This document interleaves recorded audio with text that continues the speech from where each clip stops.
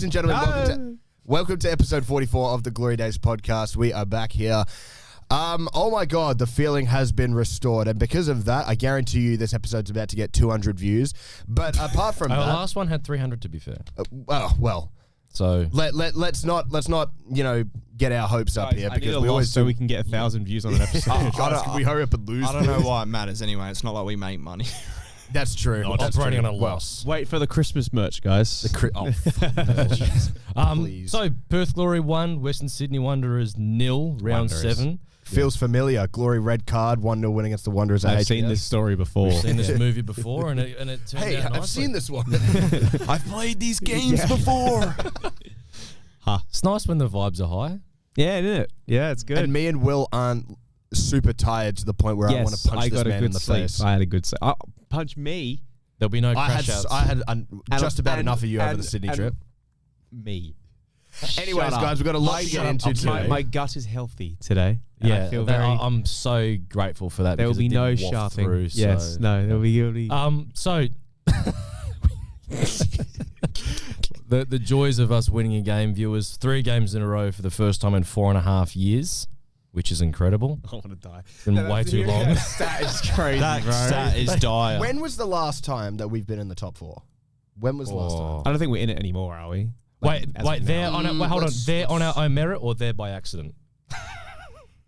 Let's ignore that question because it'll be way too convoluted. I genuinely don't know. I mean, it's hard to say. Like when we won like those couple games at the start of the season, right? Maybe. Oh no, we are. I thought Wellington were winning. I think that Sturridge season we finished 12th. I think we were like sick because we drew the first game, like 6th but like or 7th, yeah, round 7, whatever. I think the last time was what, like 2019. It would have had to have been under Tony. Yeah, probably. That 5-3 game. Oh, Richie. First couple of games of Richie. Yes, we did win a few of them. Yeah, that's right. Then I was so upset because back then I actually thought, oh my God, we're gonna play such a good, exciting, attacking football, and we're gonna win things, and then can you not jinx us? No, I'm talking about under Richie. I know, but like, well, let's see how things go. That's a generalization that you're making, Josh. But that's what I meant. We'll begin with the fan comments. Yippee.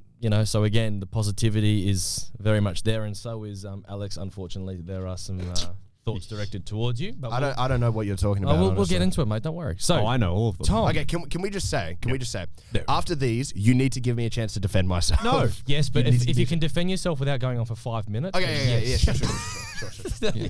I will set a timer when you defend yourself, like how it would be in court. If you can defend yourself as well as Glory did last night, then it should be right. Okay, so Tom, he said, I haven't missed a home game in 3 years, and that's the loudest I've heard the Shed in that time. Near the end, we are so back. Crazy. They went to another level. They really did. With the Bay and the Shed joined together and made a really good. I've never seen such. There was more noise for the fucking time wasting at the end than there was for the goal.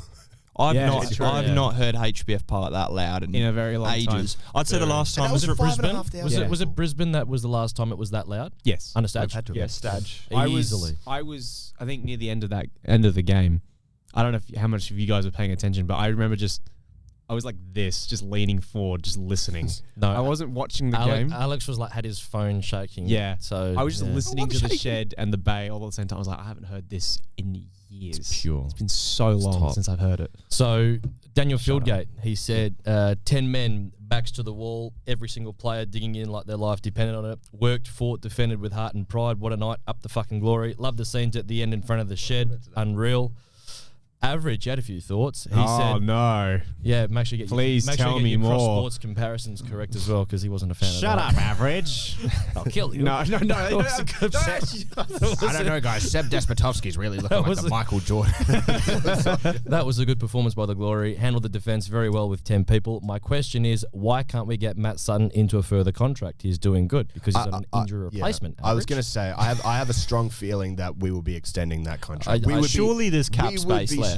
We'll make it work. I feel like there would be, but we'd be stupid not to. We'd be stupid not to. I don't know. I think we clearly want him, but I think it's more like if we've got cap space left. I think they'd be willing to let some people go in January. Oh no, maybe we'll have to get rid of like Gamulka. I don't even know where he is. Is he even? He was around at members lounge He's last in the night. members Was lounge. he? Oh, okay. First one in the members Oh, lounge. good. to be fair to Okay, him. I haven't seen. Is he injured? Not selected, probably. Oh, Yeah, because I don't know if there's a few boys that have got long term right. injuries. I wasn't sure. but I thought. This I thought he is was just why- on the Surely payroll, there's but got not to at be the more club. to it though. Like the fact that he hasn't been selected in like a year now. Well, It's just squad preference. select. It's Like just- when Yeah, you look, we when have you look such at a the deep squad. Yeah, when you look at the depth of this squad, it's 34 players now. Yeah. If you get Kolikovsky in January, which you most likely do, 35. more or less locked in. 35 players. Yeah. But even look at just the defensive midfield depth. You have Franey, Yeah. Bozza, Pennington, Amos, O'Neill, and then on top of Timmins. that you have Timmins. Gamulka, you have Yeah. Timmins, Yeah. you have But- Despo who has played there before. Like,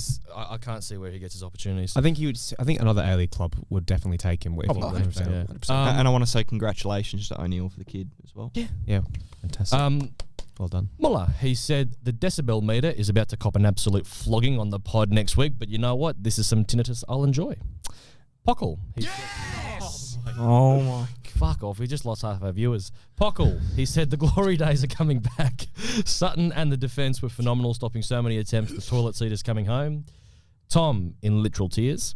Jordan, my club is officially back. Finals charge could well and truly be on. Oh, no. I called this after It the is. Mariners It game. is, I mate. had It faith, is, but, like, and I'm we've scared. delivered ever since. Osler, man, your red card had me in a heart attack for over an hour. Please don't do that to me. Thanks. Come on, you glory boys. Stompy, he's got the Lion King, and he's photoshopped Adam Griffiths' face Wait, hold onto on. I am the lion. No, 'cause here's the thing. I only heard that clip out of context, and like last night I was listening to it. Just after we got out of the pub, and I was just like, you know what? If he's talking about himself and his aspirations to be an A-League manager, it kind of does make sense. And then this morning's like, oh yeah, meant nothing by the way. He was I'm just, like, well, okay, I think he was Adam. kind of going on a tangent, and then he was like, oh fuck, well actually, where am I going? Wait, I think he forgot where he was. I- And he went, I'm at a press conference right now. Wait a minute. Am I the lion? Am I the barber? Me? The lion does not So, concern himself. with the here we go. Wanderers. Yeah.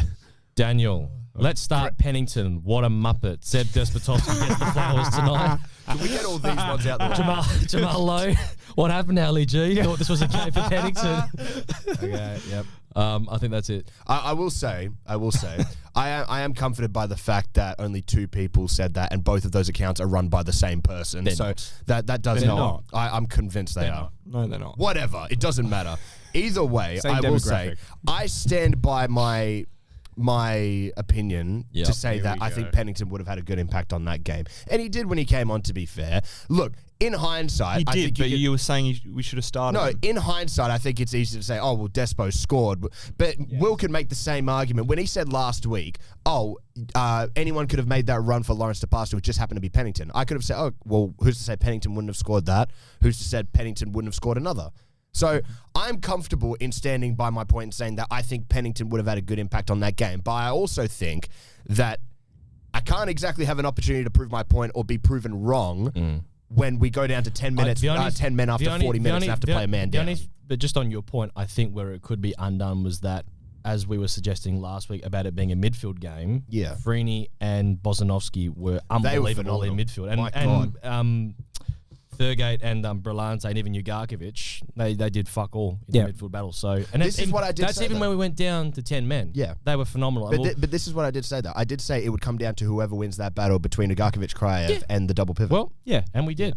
So, And the guy that you said shouldn't start I didn't say... scored. you did. Okay, I didn't say... I did say you shouldn't start. I did say and that. he scored a goal. The winning goal. It's not that I didn't want him to start. It's that I would have preferred... Okay, I would have preferred the experience there. Right. So you didn't And want him I'm to gl- start. I'm very Yeah, you glad. Let me didn't. just, He didn't want preface. to start, yeah. I am incredibly glad to have been proven wrong on this point because seeing Sebi Despotovsky get his first goal nearly 20 years on from when his dad got his last goal for the Glory at HBF. Yeah, November 2006 was the last Despotovsky Cinema, goal for cinema. Perth Glory. So there you go. Lachlan, he said, Oh, sorry, that was just Alex's timer. Yes, I did it within the limit. Is that actually how it works in court? You get a time limit and then you just hear like an iPhone timer just like, hold on, lads. No, it's not. But if I was a judge, I'd put a limb on you. Lachlan, first 40 minutes, we were the better side. We created some half chances. Kaczarski should have done better with the one he hammered wide, but goals would have come. Yeah. I'll give Seb credit for his goal. Well taken, but I feel with Osler's second yellow, he could have done better to come and help. No, wait.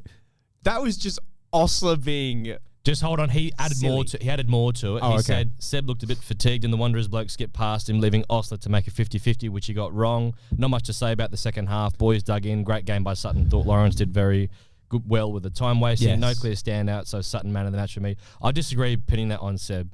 No, it's stupidity. Like, and Osler's he's a good lad, but it's like it's stupidity in that moment when you've just got a yellow card. Yeah. Why are you going to ground?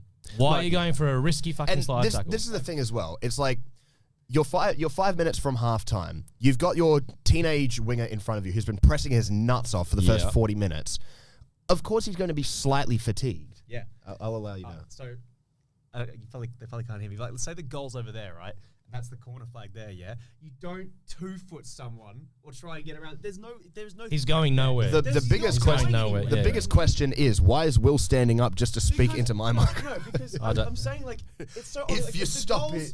If the goal is there and the corner flag's there and there's people in the box, you don't need to make that tackle. No, you're right. Know you're on a yellow. Look, obviously he made a bit of a mistake, but I do have a lot of respect for him because he posted on his story saying, "I'm sorry, boys, I made a tough shot." The accountability was there. He'd feel shit, but to be fair, that's where the boys, and we'll get onto this. They were like, "Oh well, we've gone down a man down," and yeah. I will say, I think the worst character, the worst part of it for me, at least, and I won't stand it too long because we want to get back to the positivity. Yeah. The only thing that, not the only thing, but the thing that frustrated me the most is that it happened so soon after he got his first yellow, and two, so close to the end of the half. Silly. Because if you get to half time, Sorry, you're out of time, brother. I had 20 seconds.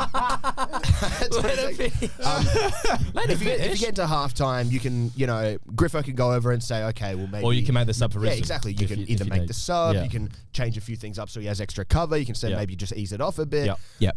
It's the fact that it happened. It was like 2 yellow cards within the span of about 5 minutes. 5 minutes. Yeah. It was just Silly. But I will say, on that, some of the decisions from the referee. Hold on. We'll leave it. All right. I was angry. Yep, we can flog him. That's all right. Yeah. I'm angry. Alex will like this tweet from Peter Allen. He said, Yes.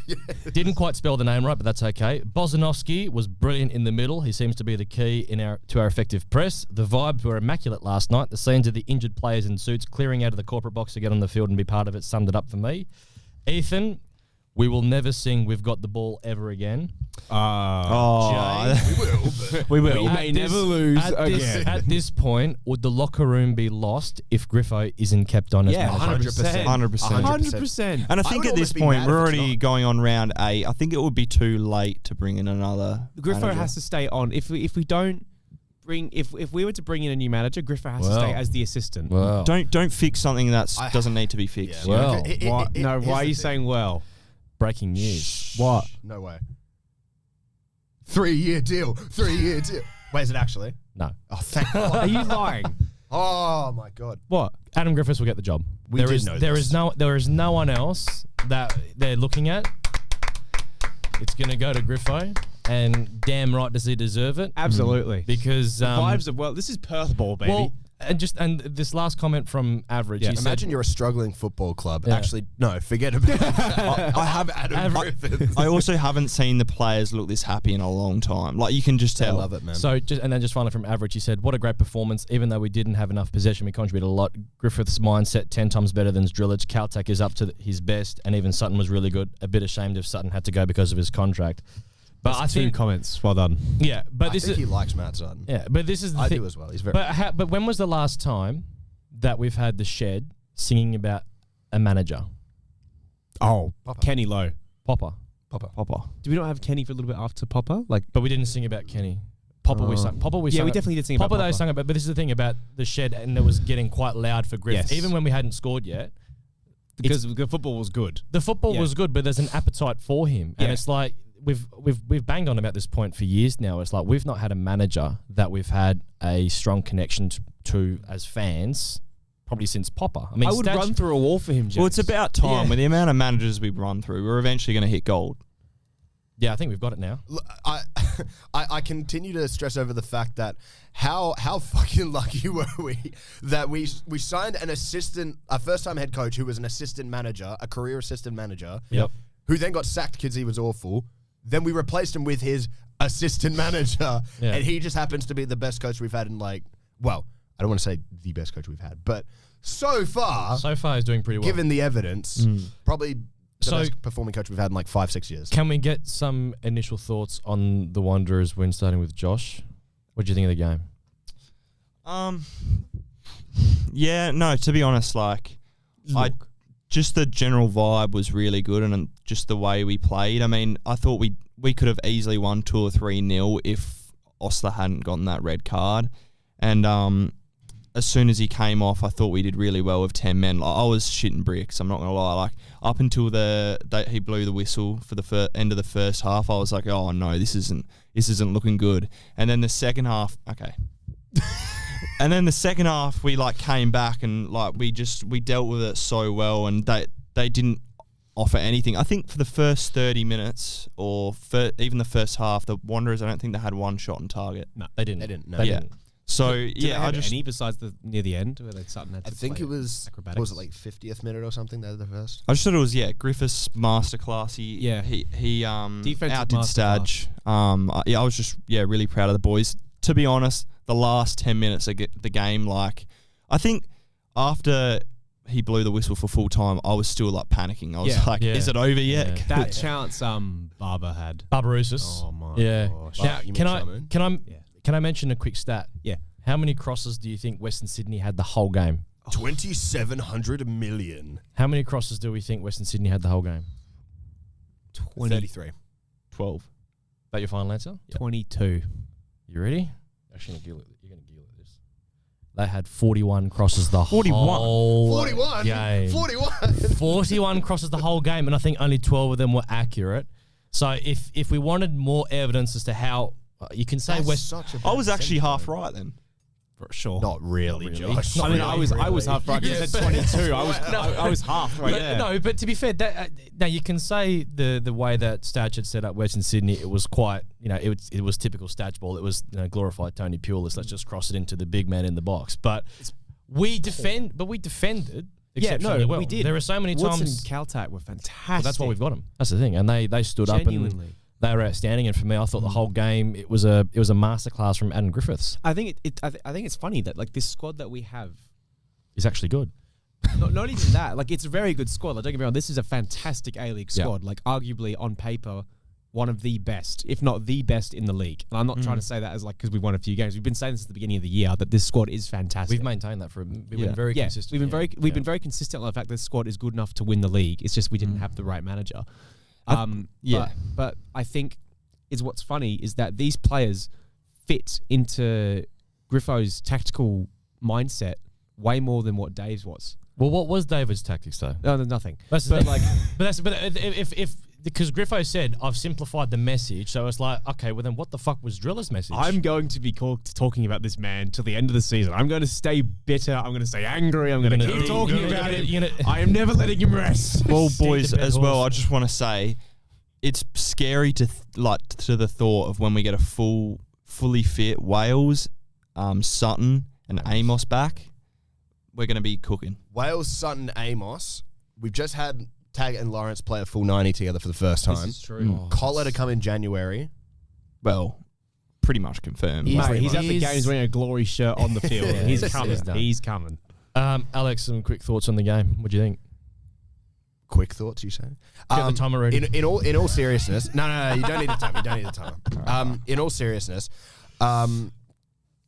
look, that was just a gritty performance. I think that's all I can say. It was very strong. Yeah. Very composed. I think that's the one thing we've been lacking in key moments is just that composure and that sort I'd agree with of that. confidence to play our own game. Yeah. We didn't fall into the Wanderers trap. And that was the thing I was mostly scared about after the Sydney derby is that Sydney played right into their hands. Sydney played right into their hands with their whole setup. They refused to change. The moment that we went down to 10 men, Griffo just locked the fuck in. And the boys locked the fuck in. You could tell. I mean, it felt like Griffiths was there as a third centre back between Caltack and Wood. He was running up and down like Inzaghi, bro. It was great. It was so great. I love him. It was very good. And look, we said it plenty of times last night. Like there is genuinely a feeling back in this club that we haven't had since Popper.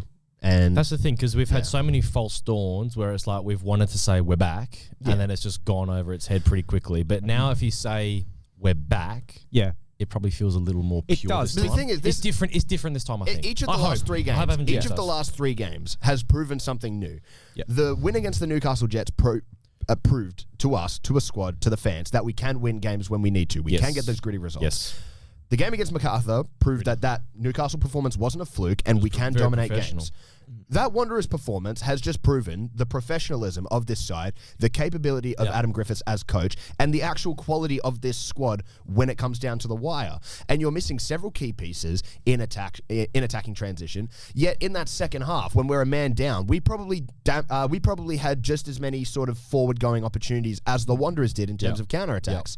And that's the interesting thing, is that we can sit here and say, oh, well, how good would we have done if we had 11 men? But I genuinely think that this could have been a 3 or 4 goal performance. Because you forget about all the chances we had in the first half, aside from that Despo goal. Yep. It wasn't just the Despo goal. Taggart had some good chances. Kaczarski had a chance. A chance. Even the second half, Bozza had a chance on the break. Taggart had a chance on the break. Kaczarski had a chance on the break. There were several opportunities there. Yeah. So there's definitely something we're building towards here in terms of a proper attacking transition A good style game model. and a strong defensive setup. Will, thoughts? Oh, the time was that. Yeah, I fucking caught you out in the act, mate. I think the most important thing is that we can be more. Yes. We can be more confident that we are back in terms of maybe not winning every game from here on out. But obviously. back that we what does Back that we what does will back compete. mean for Back us? means that we're playing a style and a brand of football that will always compete no matter what team you're playing. Yeah. Right? You're playing a consistent standard of football that no matter what opponent there is, it will work. And you have a manager that is willing to adapt and change based on what the other team is providing. Yeah. And that is the most important thing you can do, especially in the A-League, Yep. where there are so many different varieties of player that come in and out. You need someone who isn't stubborn and just going to stick to their one tactic and keep going and going and going, hoping it works, like we saw with Stad yesterday. Yep. It is so important that you can play a consistent style of football, but also be able to adapt. And I think we're seeing this with Griffo, that this is the style of football that he wants to play. And I think anyone in the league could play against us, and we will be consistently trying to win those games. We won't be outplayed. We will always be in the game. We will always be able to compete. And that's the most important thing. And that's why I think we are back, because I genuinely think if we play this brand of football with these kinds of players, we will always compete against anyone in the league. Can it get us? It's a bit of an obvious question, but can it get us to the finals? Absolutely. As long as things 100%. stay the same, Yep. bar an injury crisis and bar something horrible happening, such as Griffo's so good that an overseas club says, we want you because you've clearly done something magical over here, which I'm not saying. Which he has to be. It's genuinely miracles. like he may maybe next season if look, I know there's early days, but you cannot look at 3 wins in a row and say, oh, it's a fluke, or It we're not. can't be a fluke. At You this cannot point. win back-to-back games away and then at home with 10 men and go, this is a fluke. Against a good Western Sydney Against side. a team that just beat the Sydney FC in a derby, where Sydney FC, I think, are they still first? They're Still top of the ladder. So you cannot look at the team that just beat top of the ladder and then beat them with 10 men and say, oh, it's a fluke. We are back in terms of being a competitive football club, and we are back in terms of having a fan base and a team that want to play. That's all we want, and that's what we've got. I think you made a really good point there as to like the style of football being able to compete. Yes. It's that, sure, some weeks it's not going to work. Correct. Maybe we do turn up against Sydney next week and we Get our lose ass by a kicked. goal, 2 goals. No. But, And that's but fine. it doesn't matter to me. I will happily turn up and watch us lose with the knowledge that, hey, we've got building Adelaide next week. Hey, we've got another game in 2 weeks' time. Hey, we've got a game here. And any of those games could be a win. Maybe it won't be. Maybe it will be. Maybe we'll finish top 4, maybe we'll finish top 6. Hell, maybe we finish outside the top 6. And yes, it's going to suck, but I'm very happy with the knowledge that I can at least rest easy knowing that my club is back competing. Yeah. Yes. That's something we haven't had in like Correct. 5 years. What did we think about the lineup not changing? Because he also didn't change who was on the bench. I was happy with the lineup not changing, but with the bench was an issue. But the bench obviously was a bit thin. But you got to remember, I mean, Brandon's just had a child, so I don't think he can play. Wales is injured. Yeah, but one big one for me. What were we missing? One big one for me was Suleimani. If you've brought in Arion Suleimani, I would much rather. And here's my issue, okay? I understand this isn't the game for Gabriel Popovich because you're down a man and you need that sort of quick frontline presser, so that's why you keep tagging on. When is... No, but here's the thing, is that when you do have a game like MacArthur last week, You're up 2-0. That could have been ideal for Gabby. You want to have an outlet up top, which we obviously did on numerous occasions. We wanted to have an outlet up top. Why is that not the situation when you choose to use Gabby? What about Nat Blair? Well, even then, Nat Blair. Yeah. The thing is, look, people online are going to bang on and on about, oh, this player doesn't deserve to be here, this player doesn't deserve to be here. And I want to be able to say this player should be here, this player shouldn't. Yeah. But I genuinely can't see that unless they're given opportunities. And guys like, Gabriel Popovich, as much crap as we have given him in previous podcast episodes and as much crap as he has received from other Glory fans, he hasn't had his A-League opportunity yet. Yeah. Yes, he didn't look great in preseason, but that was 2 months ago. Yeah. Is he different now? Is he not different now? There's no way for us to know. But I also think the style and the way he arrived at the club is also an issue. I do think It was done basically undercover. It was done sneakily, done the bare minimum, not even announcing it on the socials. You'd have to dig through the Glory's website to see the article. There was no email for the members. No. So I don't blame any fans who are a bit annoyed that he's not even being announced properly and he's on the bench over players we have announced and hyped up, such as your Suleimani, as your Nat Blairs, even as your Taris. I know he's not a striker, but as players that are young that have come in and we were told that they would be key players. Only to then not be involved. At all. Yeah. Right? That is concerning. Jab as well. Yeah, it is all genuinely quite concerning. That's a downside. It's definitely, and as we kind of said on our previous pod, it's that macro kind of thing for Stan where it's when the hard cap comes in next year, we've got to be really selective with who There's we have. There's going to have to be a clean out. There's going to have to be. But in terms of who started, though, were we happy? Very happy. There were no changes at all, mate. Except for aside from it's fine. I don't really. I wasn't disappointed with Sebi starting. Shut up! I don't hate. I wasn't disappointed with him starting. It was more just I think, you know what? I will accept responsibility and say I think I was being too cautious, to be honest. I wasn't sold. Were you overhyping Western Sydney a little bit in terms of what they could provide? I don't think I was overhyping Western Sydney. I think I was underhyping how sort of dynamic this Glory side is or has become.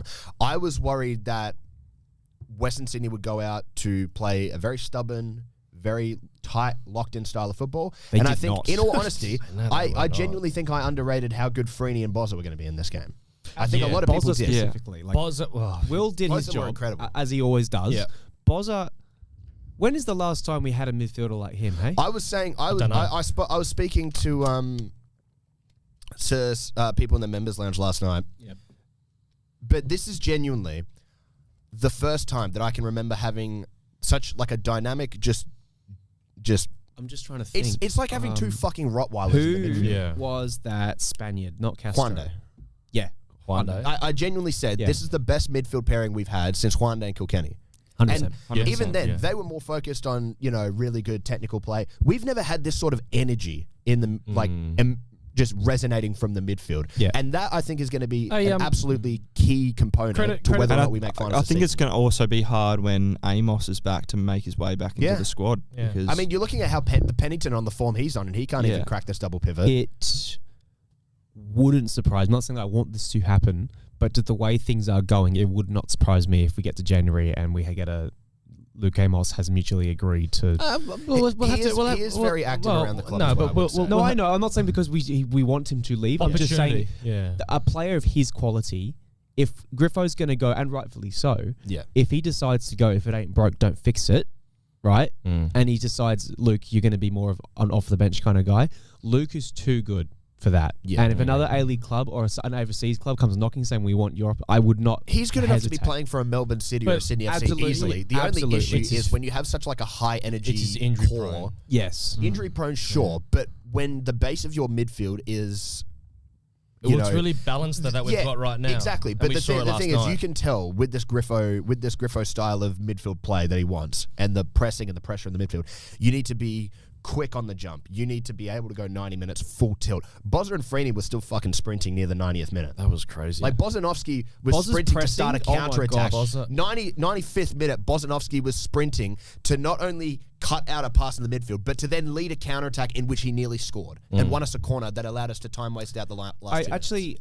I do apologise. We're getting a bit sidetracked here. And we can talk, if you want to talk about this during the episode at some point. There was a point I wanted to bring up about tags. But I don't know he really. Are you comparing him to another basketballer? No, Michael Jordan.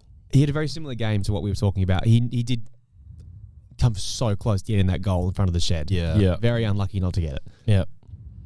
It seemed like I know he's not frustrated with the club at all, but he looks a bit frustrated with himself. I was going to say that. After the I felt game, like after the game, he was the only one who didn't look as he was happy not, as everyone there else. was not really a smile on his face. He wasn't getting too involved with celebrations. He looked kind of angry at himself for not getting on the score sheet. And I do feel bad for him because as a striker, what you want to do is get on the score sheet and get that goal. And he's just had a bit of a drought. But this is the exciting thing. It's that when we had 11 men to start off with, the way that we were breaking through Western Sydney and especially in transition, how good we were. You know, I think with Tags, it's only a matter of time before he gets his moment. Absolutely. This would have been his game if it wasn't for the red card. I think he would have gotten on the score Probably sheet because Western Sydney would have opened up and there would have been chances for Tags. They would have pressed forward. We would have had an extra man going forward, so it would have been Bozza. Like, for example, that same attack would have been Bozza, Tags, and maybe someone overlapping because we've had a spare man to overlap with. He would have been wide open in the box for a tap in. So his goal will come, but I just, as a striker for him, I understand that there's probably like I'm happy we're winning, but also I need that goal. But he's also making up for it though with that, because I do want to highlight it, that when he made that sprint in the second half, down the touchline, where it was given, where for some reason Mark Goldbridge decided to give that a free kick to Western Sydney. The fact that he made that sprint just I want to someone to smack get the ball further off up of his head, bro. But that is leadership. So you call me a referee when I'm clearly an idiot? Yes. Yes, I do. Skinner. No, we'll get on to the ref at some point, maybe near the end of the episode. But like, I need Adam Griffiths to say. Once again, and I will say this: average, shut up. The comparison I made is so true because the spacing he created, the runs in behind that he was doing, the runs specifically where we should have had that throw in. What he does, that won't be on the stat sheet. That he made that awesome run that should have been rewarded for a throw in for us. That won't be on the stats. No.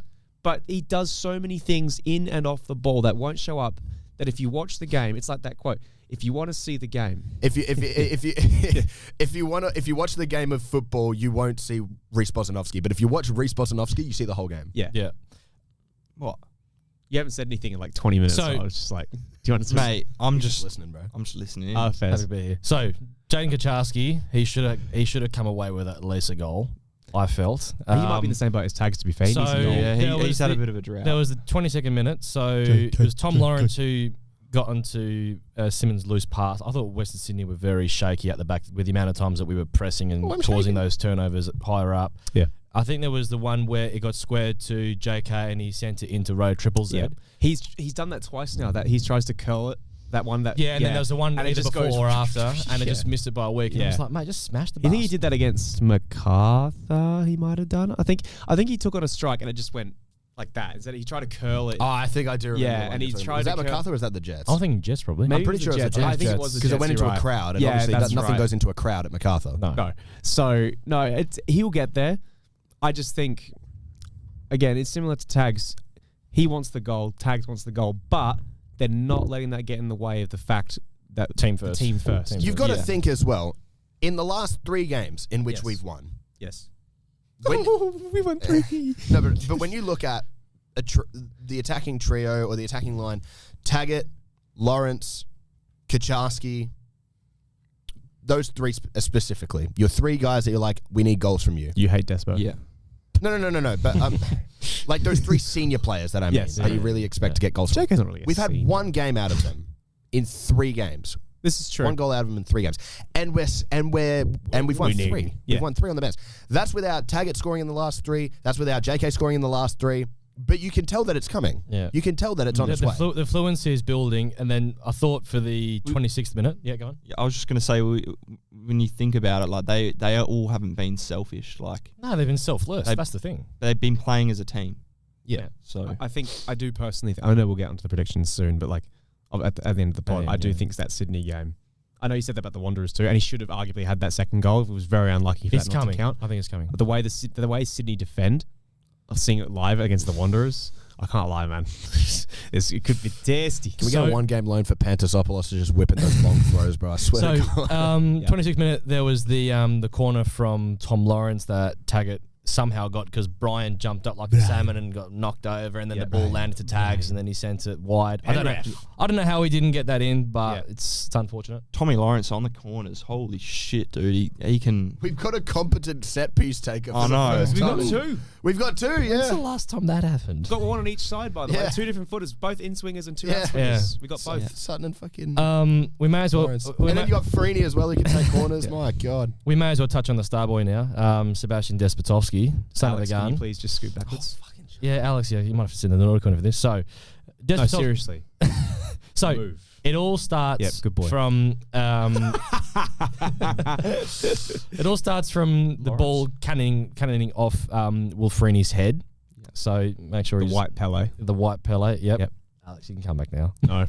And then And then it was Alex, come back. It's was a- okay. yeah, it was a bit of pinball Good wizard in boy. Western Sydney's box. Kaczarski had the scuff shot, and then Despotovsky headed the ball home instinctively. It's the first Brilliant header. Despotovsky goal for Perth Glory since November 2006. I thought it was Taggart as well scored for a second, because I was like, damn, thought that it was was a as well. bullet. That was a bullet header, dude. Yeah, it was top brilliant. header. That's They had it- instinctive striker right I there. thought it was Taggart as well, Yeah. and then was it Will that turned to me and said, "Nice one, Alex, you fucking idiot." I'm like, "What do you mean?" And I looked down and I see Despo right off, like, "Yeah," and I'm like, "Oh shit." No, but how did Despo describe his goal though? Oh, it was That was brilliant. He's just like, hilarious. he's doing the post game interview in front of the bay after he's just been fucking manhandled by fucking all those lot. Yeah. But then the interviewer was like asking him about his goal. He was just like, "Oh yeah, it was great. Jaden just crossed the ball and it just like hit my head and it just went in." I was like, But he had to get up for it, and he did very well to get that kind no, of I connection. watched it back and it was actually a really nice But header. that- So I don't understand but why he no, said, "Oh, but- it just hit my head." No, that's the striker's instinct.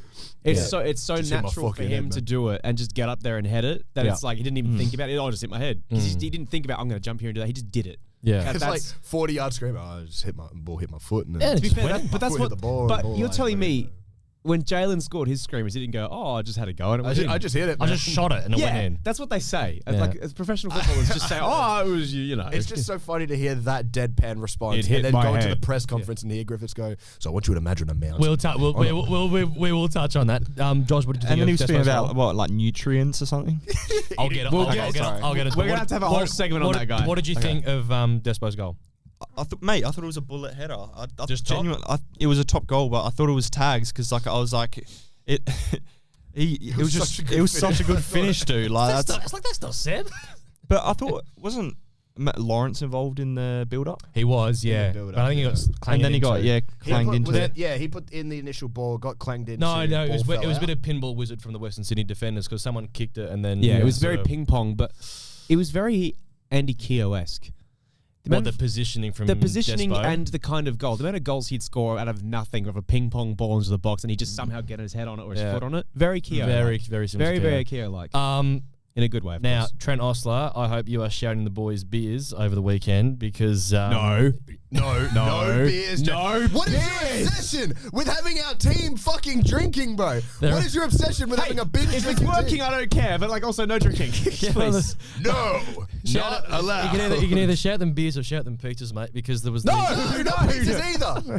So it was I'll shout you a Zambrero's fucking burrito bowl. How Zam about that? Glory, Yeah, Zam bro, Glory, Zam Zam Glory, Maybe a Zam. Muzzbuzz or Yeah, coffee. Muzzbuzz. No, not Muzzbuzz either. No, Okay. Muzzbuzz. Muzzbuzz coffee. Yeah. okay. Muzzbuzz coffee. So we had No, not the Muzzballs, bro. Those things are fucking so Only you think about the Trent- Muzzballs. They're so good. They're called Muzzballs. The place So- called Mud Buzz. How can I not? Trent, yeah, mate, yeah, you're shouting the boys something because there was Shouting me something, mate. there was Please. there was the first yellow card where I thought, oh shit. Now Yeah. what was the referee doing, giving a yellow card to the Wanderers player? Yeah, think I he don't did. know.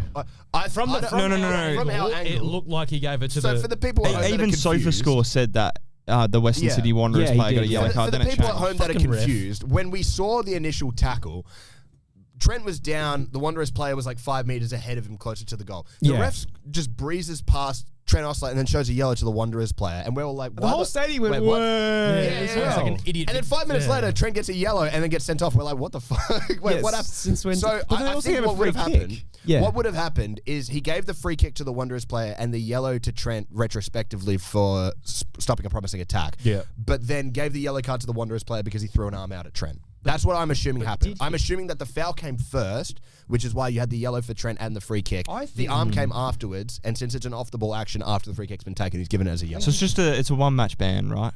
I think so. Yeah. He didn't get booked at all. Who? Okay, so then the referee. I think you're giving Skinner way too much credit there. Okay. No, yeah, Skinner, it you're was- a dumb shit, bro. I don't know if you're watching this episode. They've fixed it up. They're fucking League One league. But it was always been. It I'll was see you at the regional leagues, pal. it was North Beach. steady on. No, it was thumbnail is Taggart yelling at Skinner as well. it's like Skinner Historical glory win, and the thumbnail is Taggart losing his shit at the at Mark fucking dumbass. Goldbridge. Oh my god! Why So did you say Tom Lawrence came off at the 46th minute? he didn't. Well, no, it was We didn't clearly.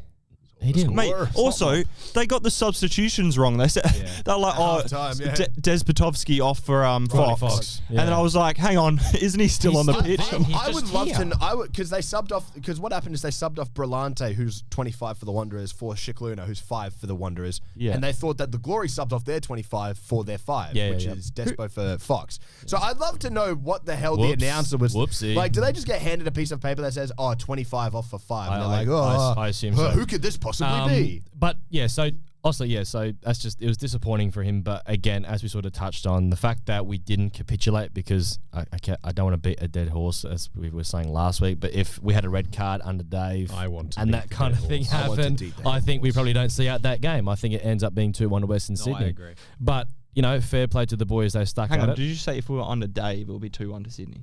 Western Sydney.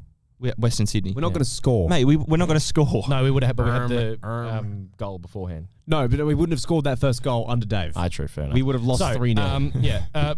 Western Sydney from there, they had more of the territory, but I didn't really feel under pressure. Not until the last 10 minutes. Not until the last 10 minutes, because it was so predictable. They played into our book of what we wanted them to do, like cross it from the touchline and do your best, like crossing it to Barbarousis, who's 5 foot nothing, and you've got Qual, who's not that good, and it's just it was just. I love Stadge, but just like the purest tactics, I'm like, what the fuck are you doing? When they okay, made those I know this is a subs- Perth Glory podcast, but I'm going to defend Stadge here, right? No. Let's be more positive. Yeah, thank you. You got to look. They've lost Sapsford, they've lost Milanovic, and they haven't really replaced them with anyone. So Look, you're not wrong, but at the same time, it's like Method. You and I especially were talking when the Wanderers made those subs. They brought on Barbarousis, they brought on Shikluna, they brought on Aiden Hammond. Barbarousis was already on. Yeah. Barbara just started, bro. Who did they bring on for Qual again? It was fucking Borello. yeah. When they brought on Borello, they brought on Aiden Hammond, and they're brought bringing on short asses. and they brought on Dylan Shikluna. Which was just a And I contradiction said, to what they were wanting to do. I said, this means they're going to go more direct. They're bringing on shorter players, good, strong runners that can get in behind and take on a man one-on-one. Yeah. They're going to go more direct here. And then they just kept crossing the ball. That was, and then they brought on Tonic, and I was like, they're so stupid. They're literally just going to keep swinging crosses like. I know they're stupid, but I think it's a bit harsh on Stadge. You can't. No, it is. No, it's here's the thing. not, because Stajic can go one way or the other. When he wins, you can say he's good. No, when he loses, you say he's shit. No. Because he's stubborn. And he is stubborn. Stadge ball works when you have, like we've said, even when he was our manager. Stadge ball works when you give the conditions for him to counter-attack, and that's what a lot of Western Sydney fans would say. They scored, 50-plus goals last season because they had a lot of counter-attacks. Yeah. Once they've got to break down a low block, and to be fair, it's the case with almost every A-League team because tactically we've gone backwards as a footballing country. Yeah. They had no ideas other than have the U-shape, going to get it from side to side, cross it in, and then inshallah, hopefully someone gets their head on it. But when you've got dudes like Kautak and Wooten, and you've got Sutton, who was having an outstanding game, it was just playing into our hands. And I thought how we had our deep block or the bus to make things easy parked. I thought it was just fantastic in the second half. May I read off some stats? We can all play the guessing game real quick. Sure. James does not look happy about that. It'll be No, quick. you're fine. No, go. All right. Yeah. So we'll start with the Wanderers. Does anyone here know the XG for the Wanderers? 1.8.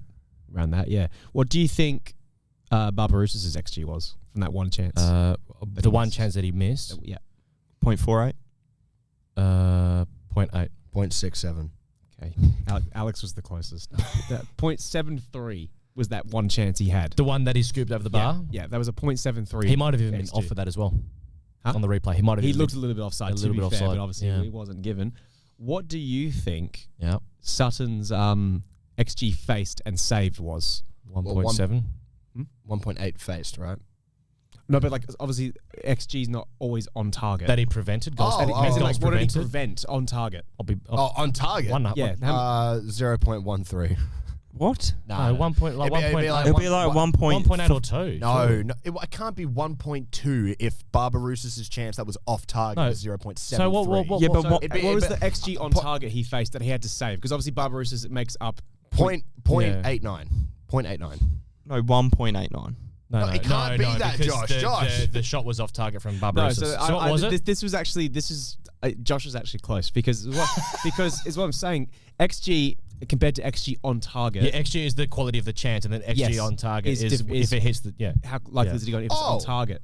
Yes. So well, that's just... That's what I'm saying, so Alex. is what I'm saying is so he made 5 saves Okay. and he made an 1.78 XG on target. Okay. Yeah, so he had a Genuinely incredible. Pennington should start. How is that going to do anything with Sutton? No, but he was unbelievable. Yeah, But- genuinely. The other point that I want to make was in the second half, who else was unbelievable? The shed in the bay. I think the atmosphere went to another level in the second half. It was because so loud. I think the crowd was like, they're doing very well to hang in here, but we kind of need to give them that extra push just in case Western Sydney do get going. So a credit to everyone in the shed in the bay. Just a bit disappointed with the people though for not coming out to the game. Well, it's a Friday. But It's a Friday night game. A fucking pathetic crowd of 5,500. yes, It was 5,590. I think was the final crowd at the end. What I am kinda going to young. say is I'm not surprised that the numbers were quite low. I'm not because su- I'm even not though we're 2 surprised wins on the either. bounce, even though we're 2 wins It's- on the bounce, it's- even though we're 2 wins on the Yeah. bounce, you're putting a lot of faith in the people that watch the games.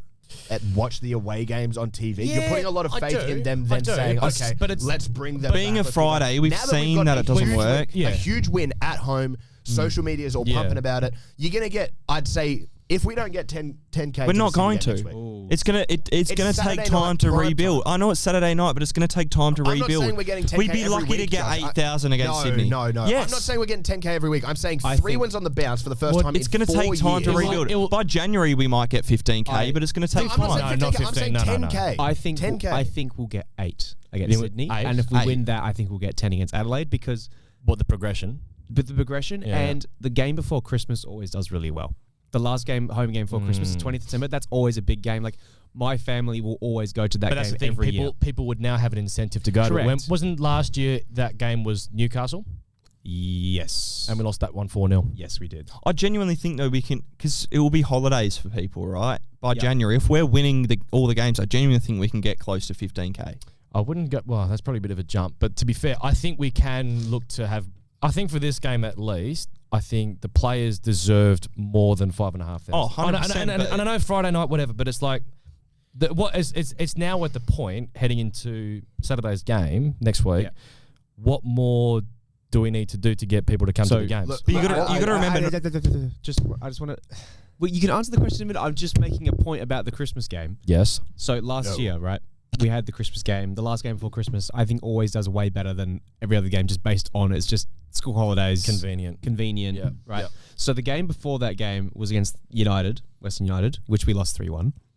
3-1. Yeah. All right. Okay. It was we Two, wasn't we it? took.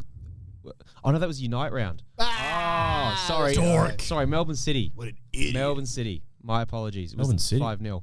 So, huh? Holy fuck. The 5-0. Yeah. So That was the debut of the thick of it chance, by the way. Oh, that was the okay. debut. Of yeah. Anyway, look, don't worry about it. Don't worry My about it. point is historically, when the club does well, the biggest attendance is normally that game. Yes, I agree, but it's still we've you've had just done- 5 years of shit. Yeah. It's gonna take time to rebuild. Oh no, I completely agree. Alex is I'm an not idiot. discounting that. But like, I'm not saying that. I'm not saying that we're all of a sudden going to get 15K consistently. I'm saying We that, will. Listen, Saturday primetime game in the Yes. lead up to Christmas, Yeah. December school holidays, and you have a game against Sydney FC. The Sydney FC games always get a higher proportion of fans because it's a game against Sydney FC. Yeah. Everyone Yeah. fucking hates Sydney. We're 3 wins on the bounce for the first time in over 4 years. and And a half to years, add to that was a very, very strong performance to beat the Wanderers Yeah. Okay, at okay. home Yeah, fair in enough. front of a Yeah. fucking pumping shed and bay. Yes. The feeling is back in the club, and there's a lot of positive social media Okay. interactions. Yeah. around The it. last time we got 10,000, what did we do? What's We gave away free tickets. It was the Victory And then one. the Brisbane game Stadge, we gave away free tickets. We No, did. but that was even that one was I think like 6,000 or 7,000. So Yeah. Okay, I'm not trying to be negative, but all I'm saying is we'd be lucky to get 8,000 against Sydney. It's gonna take think we're time. saying we're yeah, but to be fair, we did get 8,000 first game of the season. Yes. Yeah. So I think I don't think and it's that like was we'd us be, coming off of a Yeah. shit last I season think- and an awful preseason. I think because it's a Saturday, we will get 8K. But Because we've been winning. But I also think as well though this game has turned a lot of heads of people. Oh. because the 2 wins that we had against Newcastle and MacArthur, I think people were like, oh, what's happening I here? can't scroll Twitter Without seeing something about Perth. From like not just Perth people. Yeah. Like we got Adam Griffiths prime. no, who's that guy? Is it not Marco? Who are you thinking of? Who are you thinking of? No, who's the guy? Let him get it. You'll know who I mean. I'll find. I'll let you get it. I'm sorry. Put the phone Okay. down. Anyway, He's the mate. He does a lot of A-League stuff. He was talking about the World Cup draw a lot. He's quote tweeting all the Perth Vince stuff. Rigari? That's it, Vince. Vince Rigari. Every time I refresh, it's just Vince talking about Griffo or the win, saying how good it's to see Perth back. Because everyone wants to see a pumping Perth. Yeah, absolutely. And I 100%. think Yeah. now that we've got the attention of other A-League people, and I'm sure Suited and Booted will have something to say as well. Did you see his response to Neil Sherwin's tweet? Neil Sherwin puts out the the clip of Adam Griffiths clip. Oh, It says, yeah. here's Adam Griffiths in all his glory, no pun intended. And then he responds to that with a comment. Well, Neil Sherwin responds to his own post saying, by the way, he confirmed that this quote meant nothing. Yeah. Vince Rigari responds to that saying, too late, I'm already on a 200-foot cliff eating moss. Yeah. No, I think that we've got other A-League outlets talking about us now in a positive way. We're not viewed as a basket case. No, and people, I think it's underestimated how many people still watch the 6 o'clock news. So when people tune in tonight to watch the news and the sports segment comes on Channel 9, Channel 10, Channel 7. They say Perth Glory have won 3 games in a row and they've got a home game next week. Yes. If they show those posts, if they show that clip of Sebastian Despotovsky Getting thrown into the bay. getting thrown into the bay by Scott Wooden, the post game dancing. Yep. Give it everything, man. Well, just say the glory is back. The vibes are fucking here. So, Get down to support the boys. And then just to kind of round off the game, because again, Western Sydney, I was sort of surprised, but sort of not, that they just didn't really throw that much of a punch. Matt Sutton did pull off some fantastic saves. Absolutely. The first was for Barbarouses. There was one from close range, and then the really good one. save. The really good one was from Krayev. Yep. Yes. In the 80th minute. And then, as we were talking before about Barbarouses, he had that moment, 85th minute, where he probably should have He scored should from have, there. not probably should have. He really That's should a have. veteran A-League talisman Yep. there, and he's just stuffed it. And then the noise at full time, again, just it was almost like it felt like we won the league, just because of how. That's so sad as well. No, but 5,500 people. Yeah. We did it. but that's the good thing though. Like we're getting 100%. there. okay, so I just want to ask, we're 8. I know I'm going back there, but get back here. But we're 8. What are you prediction for Saturday? crowd. Oh my god, I was confused. That's what he was saying. I'm 4 years old. You are the youngest person ever. Yeah. What are you? I think 11 and a half That's a good number. Sydney against 11 and a half. against Sydney. Well, based on last week's Because take, I also wouldn't be surprised if they do some promotion to allow now is the cheaper time tickets. for tickets for juniors, like Yeah. for like Half price yeah. junior tickets. Yeah. Buy an adult ticket, get a junior I think ticket. I think I This think is I the think time. probably 8.5, 9. I'm gonna be pessimistic and say probably 7.5. I said It wouldn't- they it get wouldn't- close to 10, but if they do some promotion that involves cut price tickets Yeah, or free if tickets, they don't they do- will get 11. Oh, tickets. yeah. If they can flog Absolutely. it, then Yeah, if they don't do any promo other than what they just always do, Yeah. it'll be like 7.5, 8K. But if they do the whole ticket thing, 100% will hit 10K. Now, it's important that we give Adam Griffiths his dues, and we've kind of been talking about it a little bit. what? His due. Give him his credit. Yeah. Is what now? You fucking morons. I want to mention the quote from Adam Griffiths. No. Now, Adam Griffiths, it's either Adam Griffiths or Eric Cantona. I'm not sure who, but this was amazing. So he said, "Imagine a sheer cliff, 200 meters high, and a mountain goat is sitting on it, and he's eating some moss, some nutrients. But this mountain goat, he's been there for 25 years. He knows the terrain. He knows every little step that he needs to take. He's seen other mountain goats stepping in these places. Some are falling, some are still going. So this mountain goat loves being on this mountain. He loves the risk. He loves the decision making. He loves everything about it. being on this mountain right now, I want you to forget about the mountain goat, erase it from your memory, erase it from your grey matter, delete it. I am a lion. I love him. Can you see how I said, oh, you know, it kind of makes sense if he's talking about like himself in his journey to becoming an A-League manager. But no, he's just like, no, actually, fuck that. If you watch the presser, he's like, I am a lion. And he doesn't really get much of a reaction. He's like, yeah, good. I think the journalists just confused. Like, they're pissing themselves. I heard the laughs. You can hear the laughs It's in the Ben background Smith. when you watch the he's like, I'm a lion. And Ben Smith's in the background just pissing himself. Just like, right? right. And then I think when Neil asked this question, he's like, I don't really have any animal themed questions. I don't want a carrot. I don't want a carrot. I want to be a fucking lion. I want to be a ledge. Nah, he's so it's basically he will get the job. And he's got to. What do we think about jobs. what do we think about the job that Adam Griffiths has done? Yeah. Starting with Will. Well, he does have. What do you I'm kidding. What do you think about the work that he's done so I far? think He's great. He's shit. I think we have to be careful, and here's why. Pessimist. No. 5-year deal. 5-year deal. No. 6-7. Give him a deal to the end of the year, and then we can discuss a longer term contract depending on how the rest of the season goes. You know what I think we he should say? said No, just let me say. Let me redirect the question so everyone can answer. Right. Right. I think we all agree that he should get the job. I think we should all go over what type of contract we'd be putting on the table to Adam Griffiths. I had a point I was going to make. No. Shut your mouth. Well, keep going, and then we'll answer. Yeah, that and then question. you can answer your own question. Shut up. I'll kill Shut you. up, Alex. I'll shoot you. Kill you. Right. My point I was going to make is that we do have to be careful that this isn't just a bounce back because the players are so sick of Dave, right? Valid. So this is what we may be able to call a honeymoon period, Yes. right? When we start to eventually lose again, I'm not saying that we'll go on a losing streak again. I'm saying when we lose a game, So next week. possibly. James. But how Why will would we- you say that? I know That's we lost our fucking first few negative. games against Griffo, but that was Yeah. fair because he only had a few weeks, and then we got the international break, and Yep. then he came out, and this is the brand he wants to play. Well done, we've got the brand that he wants to play. It's very obvious, right? We just have to be careful that this isn't the honeymoon phase, and then all of a sudden, teams will figure out what we're doing, and then we've got nothing, right? Because we do have to remember the experience that Griffo has isn't, this long resume full of experience here. And yes, as an assistant, yes, similar to Dave. Has been a head coach at Manly though. Okay, yeah, cold.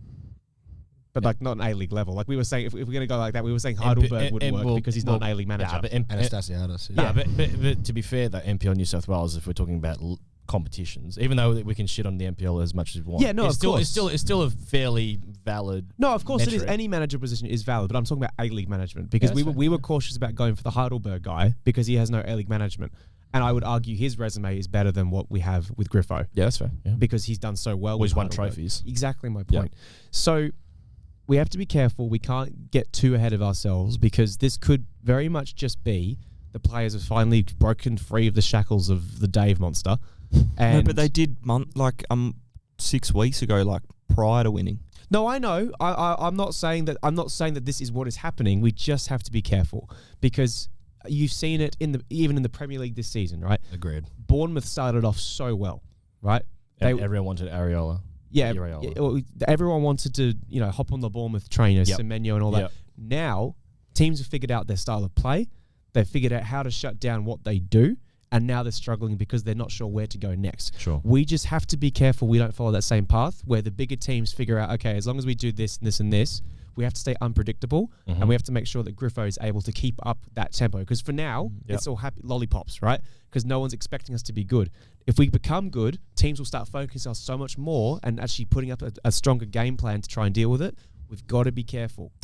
I agree with that. Yeah. I want to touch on this point as well about Anastasiadis because I think you make a good point there. However, Yeah. I will say I am of the belief that some coaches are always destined to only reach a certain level because of the way they approach the game, because of their tactics, because of their style idea of play, football. Their Yes. idea of football. Yeah. That's why I say there's certain managers that will never work in international management, and there's certain managers that will only that will work better Certain in international environments. management. Yeah. 100%. The same reason that I stand by the fact that I think Graham Arnold or Tony Popovich are great club coaches is because when you give someone like that an ability to get hands-on, create a project, create their own style, and drill it in with as much time as they need, then it works. But when you only give them these brief windows and opportunities with a squad that's constantly changing based on form and injuries and things they can't control, then it's not as good. Correct. So when I look at someone like Anastasiadis, yes, he's been phenomenal, but I'd like to see him in a situation where he does incredible work as a manager that's not sort of with an underdog team. Yeah. And I know Yes. Heidelberg did fantastic in NPL Victoria. Yeah.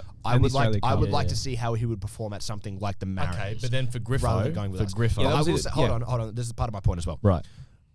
When you have a style of football, I feel, that doesn't rely on you being an underdog team and playing to counter Right. the bigger opponent that you're going Yes. up against. You can't always go into every game being David against Goliath because eventually you're going to run out of ways to cut the Achilles Sure, heel yes. or whatever. Yeah. You can't go into every game as the underdog. Mm-hmm. With Griff, Yeah. I don't get the sense that this is a style of football that is relying on us being underdogs because we went out to dominate Absolutely Newcastle and we did. We went out to dominate MacArthur and we did. We went out to dominate the Wanderers and we did. Does it mean that next week we can approach the exact same way and dominate Sydney? Even when we lost against Hold on, Mariners in let me- victory, let me- we let still me make my dominated point. them. Let me make This my is point. true. Let me make my point. Yeah.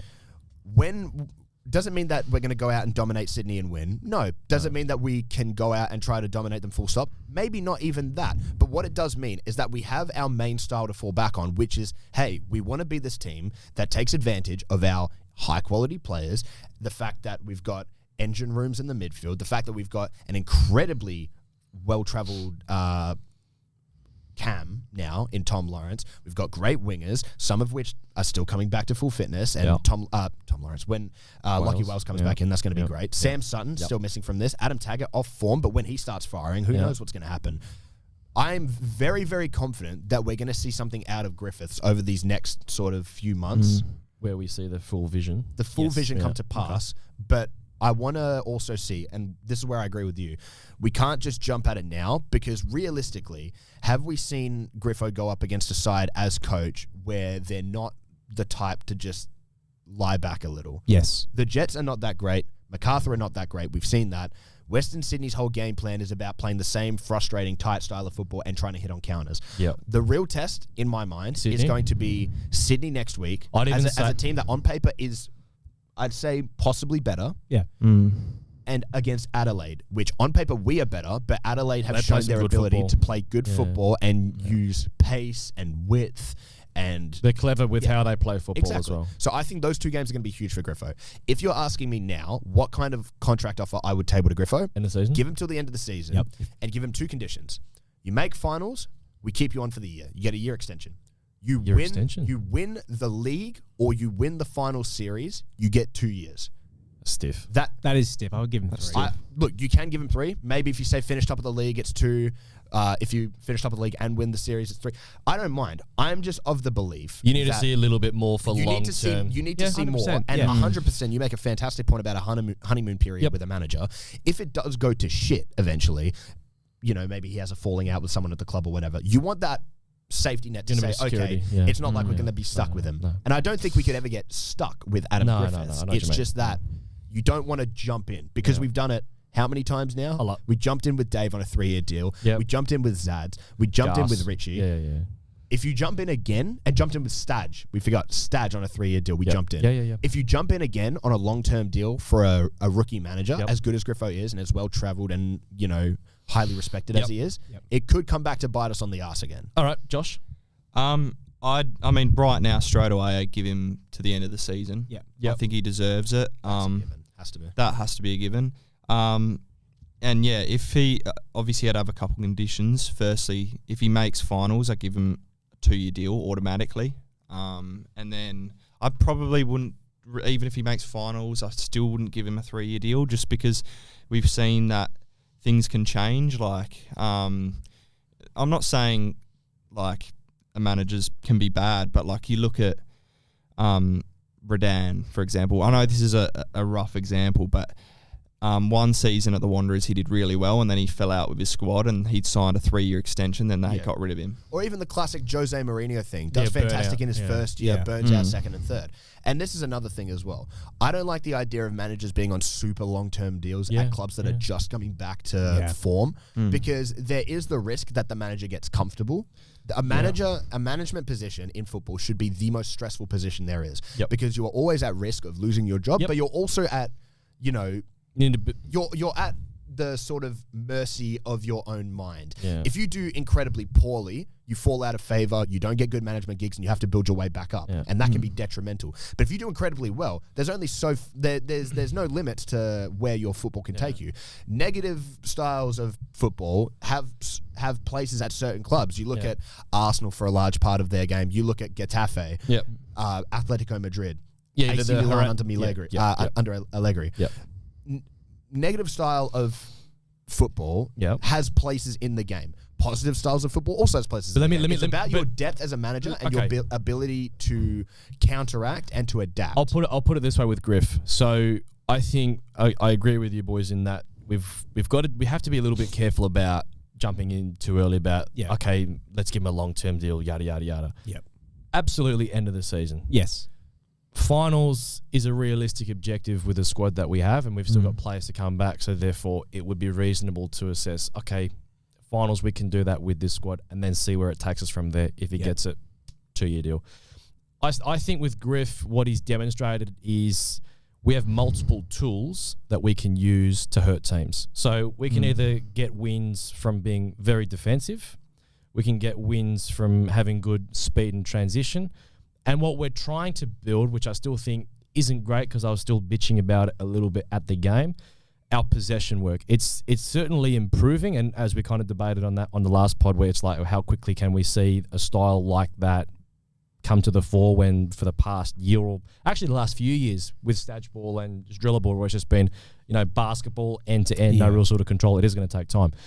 But I think we need to see more from a style of play perspective. For as much as we do have some good tools, I think we will get results because I think we've got enough weapons where teams will go, okay, we'll try and get you guys this way, and then Griff will go, okay, but I've got this option as a backup where I can do this, I can do that. He's got options, I think.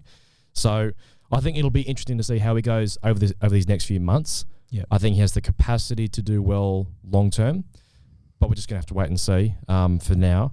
I am also interested to see that when we get Lizalewski or Sutton back in, how that sort of style of play changes in terms of attacking the byline. I think we'll have more balance. I think having Shamoon there has actually been a net positive for teaching the boys how to sort of rotate that play. If the gap's not there, you go back and you find it again.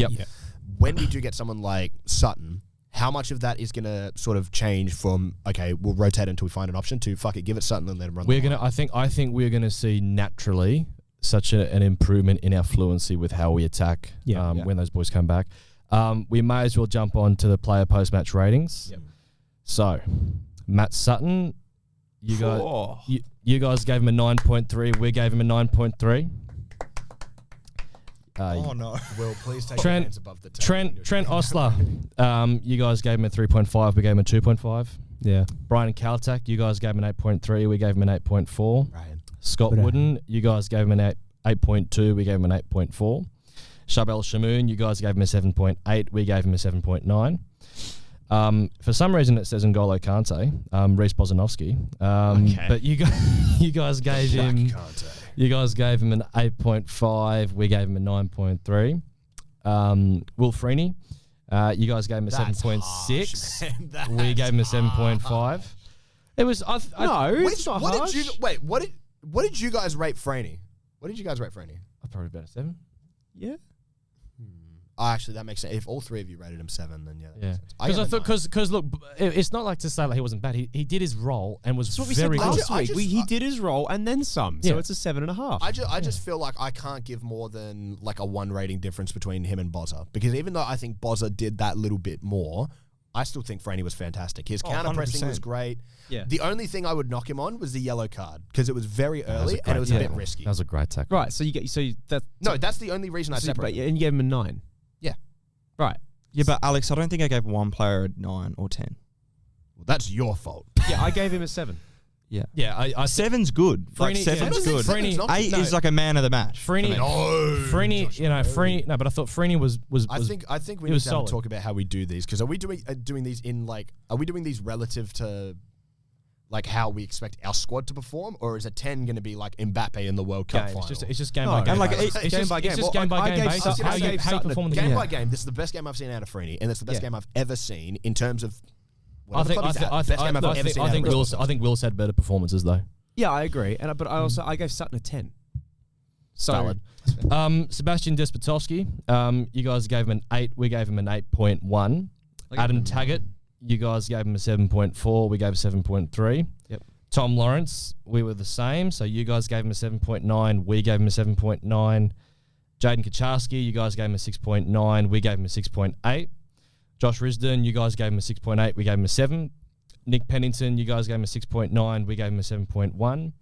Riley Fox, he only had like a couple of minutes, but he did fairly well. That defensive header he did was really Yeah. nice. the clearance was also really That was it, yeah. And you guys gave him a 6, we gave him a 6.3. And then Adam Griffiths, we've decided to include him now since he's now the manager.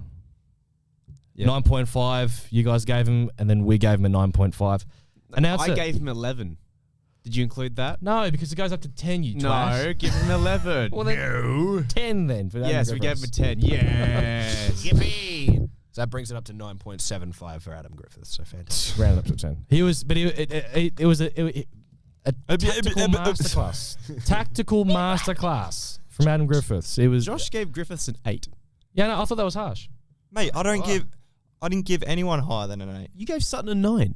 Oh yeah, to be fair, he did say And you gave Lawrence an 8.5. So why not give Griffo a 10? You have no ball knowledge. Why not? No. but- I am very upset that we did not include the referee match rating on here. I needed to see some review. But just hold review on. bombing Why for the not give Griffo a 10? What Because- more should he have done to get a 10? Okay, look, to be honest, I was asleep and I woke up to you at Josh, please do your player match ratings. At Josh, James, I'm trying to sleep. At Josh, please do them before the podcast. I didn't even get home until 1 o'clock in the morning. Exactly. I did as well. I sat with Okay, maybe a bit harsh, but No, Yeah. but why do you think? But forget Okay. that. Why would you not give him a 10? Do you think from the? I'll what give him how a 10 when he coached? wins the league. Wait, who else gave? Wait, I don't. if he got a I, 9.5, that means someone. James, was it you that didn't give him a 10? I Did gave you- him a 10. How did he get a 9.5? Oh wait, because you rated him 8. Oh, Yeah. that makes sense. okay, maybe it was a bit harsh. Maybe he deserved a 9, but I don't give anyone 10s. Bad. No, Unless- why? Well, we didn't. What more Okay, has Sutton got to do to get a 10? I will say, what to you in your mind have you ever seen a glory performance that's worthy of a 10 out of 10? Andy Keogh. Andy Keogh when he scored 4, I Yeah. guess. Okay, well, with that logic, then why didn't you give a whole back line a 10? Because there was kept a still- clean sheet. That's not how that works. just because they keep a clean sheet doesn't mean like Sharmoon lost possession on multiple occasions. Trent Osler, I don't think anyone's given a 10. Yeah, that's No. But Caltack and Wooden did fantastic. Absolutely. Hence why they both fantastic. got 9s. Exactly. I don't think a centre back could ever get a 10 unless they put up that defensive performance and score. Exactly, that's what I'm saying. No, Yeah. I'll never give anyone a 10. But Griffiths That's coached harsh. a near think it- perfect I game, think it- dominated the Wanderers for the first yeah. 4 Anyway, minutes. I think After you got a may red need card, to held on for rethink 60 your minutes. ratings. I think I just think Do better. I just for me and look, everyone's entitled to their own view. I just think he coached the perfect game. He did. and I think he adjusted fantastically Like, well, what- going so down to handsome. 10 men. Like, what more could you have asked from him in that game? Nothing. Literally nothing. Nothing. I could couldn't- not have asked for a better. The only thing he didn't do that I would have liked is call out Subs. Shane. Okay, now we can Shane talk about the Skinner being a referee. twat. What the fuck was that performance from the Oh, referee? he was a Jesus It's Christ. every time with this fucking guy. It's the same guy, Every man. time. Skinner. Oh shit. Oh shit. Bro, It's I- always bloody glory. I love hearing this. So it's an Australian thing. When I was at the same happened at the game, and when I was at the Australia Japan game at Optus and like other glory games, I always have someone in the back of my ear going. They get for some reason they get referee mixed up and they're like, why is the umpire so shit? No, but specifically this guy. Shane, what's going on? He was like, it just felt not like like he us, was Shane? deliberately trying to give Western Sydney Oh, it was ridiculous. anything. It was Yeah. ridiculous. absolutely a And yet joke. yet to be fair, it was Stadge the one that was losing his shit the most on the sideline. Yeah. Look, You're not doing enough, Shane. Like, Be more. positive. Right, What a let's- terrible let's- umpire. Let's remain unbiased here, right? And like, No. I'm not saying that we are Yes. not being. My biased opinion, Unfair. Skinner is shit. My Okay, unbiased right. opinion, Skinner is shit. But okay, what No. A-League referee is good? Chris Griffiths Jones. Otherwise, Fagani. Yeah. Pagani was pretty good. No, he was pretty good. Who's the lad that's refereeing in the Prem now? I forgot him. Yeah, but Gillett. A-League. No. Gillett. I Gillett was prefer, great. no, I I don't like- prefer Alex King. Alex King King is the I best love- we have yeah, currently. 100%. I'd say Alex King. him and Jared Gillett are two of my Mustache man. Mustache man. Yes, Mustache man. yes, the lino from Tomato sauce and mustard. No, McCarthy but what was the game. point you were about to say before? The point I was going to make is that as football fans, you always think the ref is garbage towards your team. Right? correct. We always watch with glory tinted glasses, and I'm sure Wanderers fans watch the game and gone, there were some times where we got given a corner and they go, "How's that a corner?" Or we might have grazed the ball with our arm. Yep. And go, "How's that not a handball?" It goes both ways. Yep. But I'm solemnly saying this. I'm looking at this from a football point of view. Yeah. That was garbage.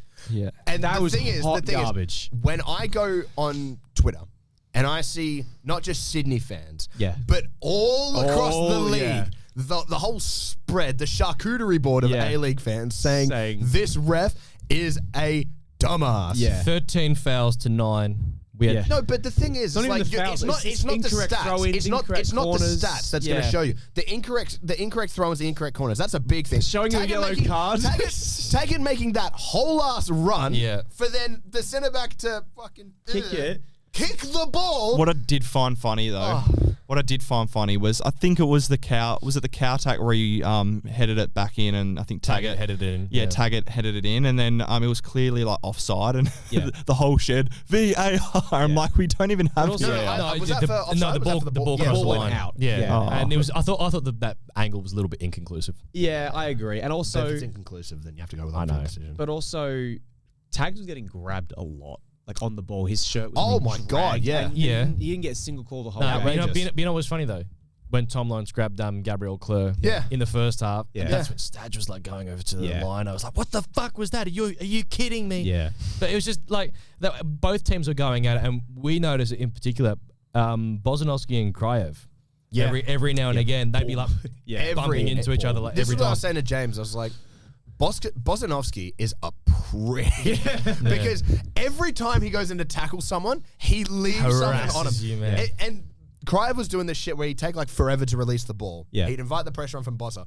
The moment Bozza gets on his back, even if Kryev releases, just into his back, you could see it every time. Brian did that to Qual Yes. right near the touchline. Yep. He went in for a tackle, went boom, and then Qual went. Oh, that really hurt. He got him. He got him. My tummy the is a back bit was to the sore. ref, so he couldn't see what Yeah. was going on. He just went bang. Lovely. Now, let's preview Sydney FC. No, I have one more thing I want to say. Oh fuck! All It's right. about the refereeing because it's on topic. Yes, How funny was the time wasting from Griffo? loved it. Loved it. It's like Chabelle, take the throat. No, fuck off. No. So he gave it to Will Will. Franey goes to take the front. And we spoke to Will Franey after this, Yeah, so yeah, yeah. we actually figured out what happened. Yeah. Will Franey's Charbel's walking over to take the Yeah. throw, right? Yeah. Griffo says, no. Will, come take the throw. Will Franey walks over to take the throw, picks it up, is about to throw it. Griffo says, fuck you doing? Puts his hand on it, pushes him away. So Yeah. Will's like, What? Oh, I guess I'm not taking the walks off. Charbel comes over and he's like, no, Will, take the throw. And then And the ref just goes, no, but no booking. And also as well when No. Lawrence kept like fanging it into the players Yeah. for the corners and the That throw-ins was and so stuff. good. Beautiful. So good. Like I was saying before, there was more reaction out of the active support for the There's time the wasting way. than there was. Brilliant. So We got to hear we fucking go chant for a throw in. it was so, Throw we it. are so bad. All right. So Sydney FC. Yes. No. Oh my God, Father. So, Godfather. what are the big Wow. thing? What are the big things? I guess for us to consider for next week's game, if like, because I think If we win, because I think this is it is a danger game by default. 100%. Oh, by 100%. default. Because look, for as much as this game was kind of a litmus test to see, like, is the form that we've been having, can it actually lead to us potentially being a final side? Well, Yes. if we kind of showed some of our credentials by beating Western Sydney how we did. Yep. But then Sydney FC, so they've lost Ocon Jr. for the next 4 weeks, yeah. Which That's- means that that's the double pivot will most likely be Yuli and Holman, you'd imagine. That's gettable. It is gettable. I think it's beatable with Bosnowski and That's Freeney. gettable, but I do shit myself a little bit at Lolly. Look, here's the We thing, need right? a left back. Here's the thing. Is that Sutton going to be back for that or Yes. not? So he will be back. Sutton and Lizolaski are available. Sutton will be back. So Sutton we've will be got back. Sutton back and Lizzo back for Lolly. But I Yes. doubt either of them starts.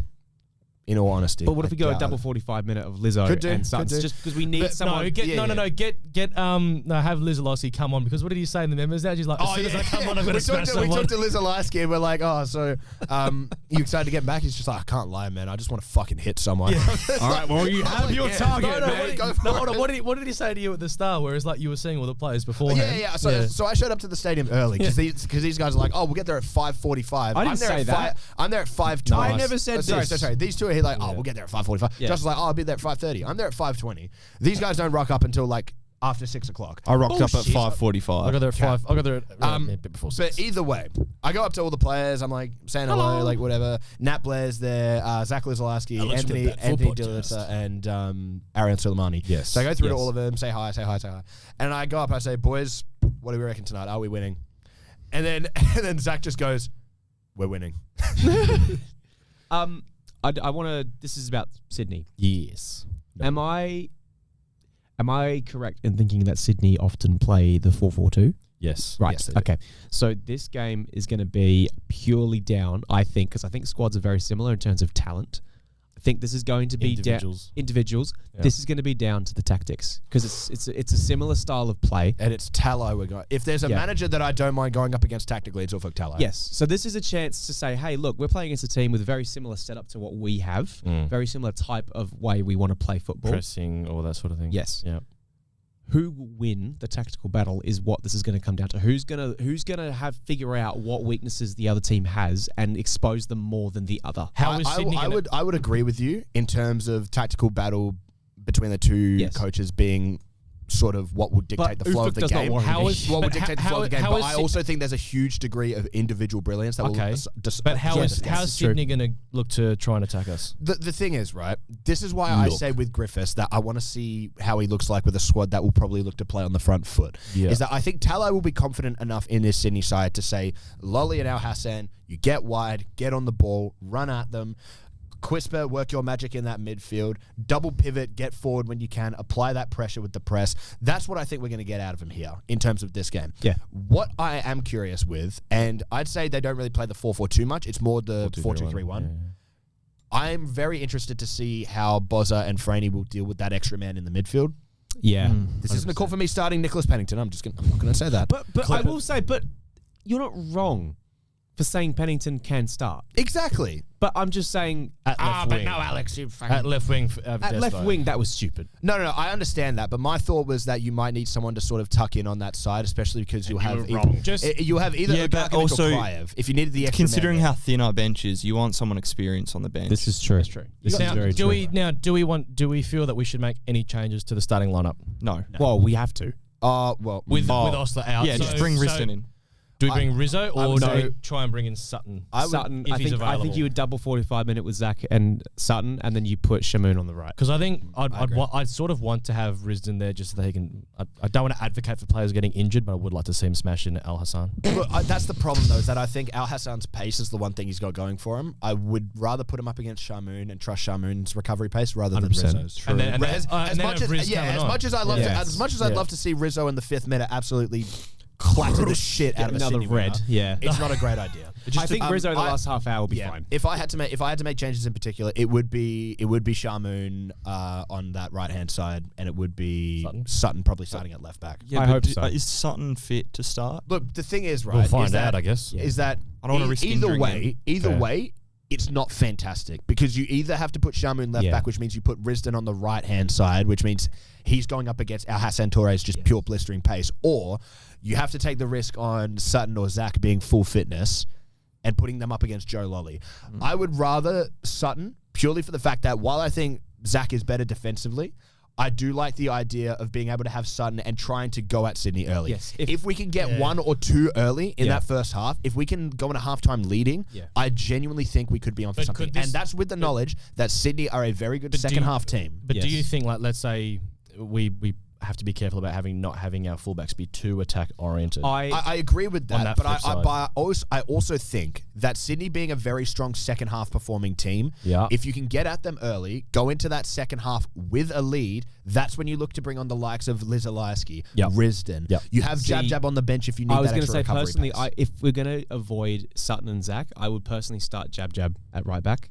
I wouldn't mind to keep up with just purely for pace to keep up with Torre, and then you could have Shamoon on the left to try and contain Joe. I really wouldn't mind it at all. Purely because the pace match. But what about there. Brian? Do you think Brian can't? No, Brian 100% has pace. No, but imagine I don't want to see Brian him get and dragged Libby out. trying to shut down Torre with the pace. You've got that side. So what if completely covered. what if you have Rizzo that's a little bit more reserved, and let's say you have for the last half Shamoon hour. but I'm also saying to start so that you have Shamoon that can push up a little bit more, and then you have Rizzo being more reserved. If you're going to have a Woods. fullback push up high, you'd want it to be someone that can contribute more to the attack. Yeah. If you start Sutton, I'd agree. But if you're starting Shamoon, there's no. But this is under the guys that we're not sure if Sutton will actually start or not. Well, yeah, I understand that. But let's say hypothetically, Sutton is available to start. If you're starting Shamoon at left back, you don't start Risdon. You don't start Shamoon and Risdon. You start one or the other. And if neither are available, I personally lean towards Will idea more of just have Jab on for that pace to match up with Toure early on. Because Toure is not strong, got much more other the than fact pace. that he's got a good defensive mind about him, sure. In possession, not the best. No. But you don't need him to be the best in possession for that early start. So we'll go around the table. Predictions, Josh? Oh, this is so hard, man. Oh, Me too. Can we make it 4? No. I mean... Not 4-0, like 4 wins in a row. Oh. Yeah, definitely. Right. I thought you meant 4-0. No way. I mean, they lost to Wanderers. They're playing Mariners in about 2 hours from now, so hopefully they win, so then they get semi-complacent, so they don't... Because if they lose against Mariners, then they're going to want this win more against us, so hopefully, Joe Lolly picking up a suspicious I'm going to say we can win 2-1.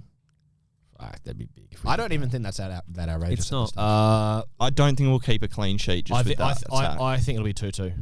I will say that this game will be tight, and I'll make like a last point here, but I won't make it too long, thankfully. Okay. I think this game will not be more than a 1-goal game in terms of the difference between the two teams. Yeah, I think and so the as well. reason I say that is because I think a lot of it's going to come down to the second half and how long Sydney can keep on players like Lolly, Al Hassan Toure, players like those that are able to impact for the full 90. If they can keep them on for the full game, it will be incredibly tight. But I think Glory's main sort of want out of this game will be taking that lead into the first half and just shutting Sydney down for as long as possible. Drain all the energy you can out of Al Hassan Toure. Drain the energy out of Joe Lolly. Drain the life out of Whisper if you need. That's where I think this bench is going to be, honestly, more important in a way than the starting 11 in terms of what we can do. Because, sure, we can say, I'd rather start Sutton, I'd rather start Risdon, whatever. It's a good dilemma to have. Yeah, exactly. 100%. It's a good dilemma to have. But I think it's going to be so important what kind of options we have coming off the bench as to whether or not we can actually take control of those last 30. Because Sydney have shown they can be quality for the entirety of the game. Even the game against the Wanderers, they could have. That last 30 against the Wanderers, they should have scored 1-2 goals. Could have had a handball as well. Patrick Wood plays for the Wanderers. Absolutely. Look, if you're asking me what my bench layout would be, you'd have Ryan Warner there as your backup goalkeeper, obviously. But I'd look, if you're not starting them, I'd look at having guys like Jab, Lizalewski, Timmins and Pennington have to be there, in my opinion. You have, I'd honestly say, I'd say Suleimani, in all fairness, over... Jeff Qua on the bench as well? I would toss up between whether I would have Qua or whether I would have someone maybe along the lines of like a Bulgaria or something like that. Yeah. So not necessarily to plan to bring them on, but just in case you have that scenario where you're like, okay, we'd rather someone that's maybe a bit more proficient, like on the ball in possession, then you have someone like Booger. But if you want someone that's just going to be pure pace, try to go forward and win fouls, then you have Clark. So that's a decision you have to make. Score prediction? On the spot score prediction, I want to say either 1-1 or... You can only choose one. I'll say 1-1 purely because I don't want to give it either way because I think it's going to be tight. Will, You're so... 3-0, we're winning, yeah. 1-0. I think... I'm going to say 2-1, but I'm going to say 2-1 to Glory. Yeah. But I do think the score will be 2-1 either way. I'm going to agree. pick the Glory purely because I want the Glory to win, but I can see 2-1 being that final scoreline. I'm just I'd not. hate it if those pricks come away with one of those. Oh, I know, shithouse me wins, too. yeah. But like at the end of the day, we have to respect the fact that Sydney are a decent football team. They've got a fantastic squad. Yeah, they do. Not a great manager, but they have a fantastic squad. And I think he's very similar to Stadge, nowhere near in terms of like the actual style of play, the stubbornness. Yeah, They don't want to change what they're doing. So if Griffo can figure out what they do and put a stop to it, that's the game. Come on, Griff. Because there's no way Tallad's going to change it up. Any So, final points? I just want to say that it is fantastic to actually come into a podcast and talk positively about the It club is again. actually It's much really better. good. Yeah. I hope Dave is doing well. And I hope he's Let watching. him be. No, I just said I hope he's doing well. I hope he's watching on and realizing. God You know damn what? it. No, I'm gonna That stop. was it. I'm gonna stop myself there because I'm No, gonna say. I'm glad. Just the when you said back to your point about I think we're back. Genuinely, I haven't felt like that in a long time at a home game. Yep. It's a good clip right just there, James.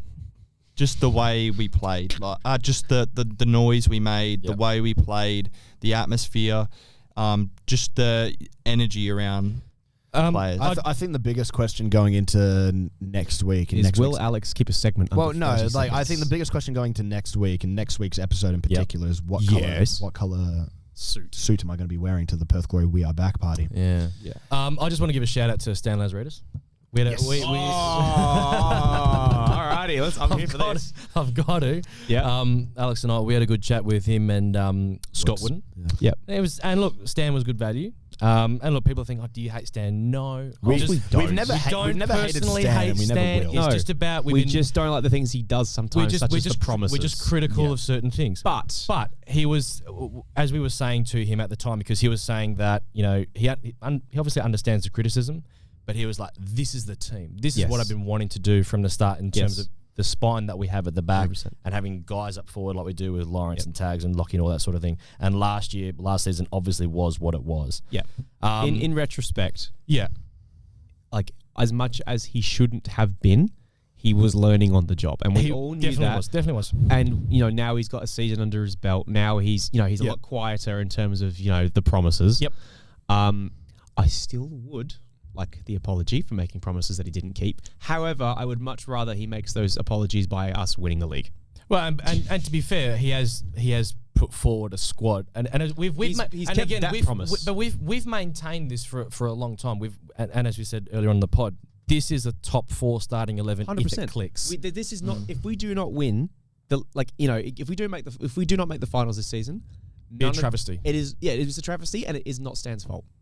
Yeah, Because He's done his- well, he's done his provided- job. He's done his job. yeah. That's it. we can Well- bitch about how big the squad is. Yes.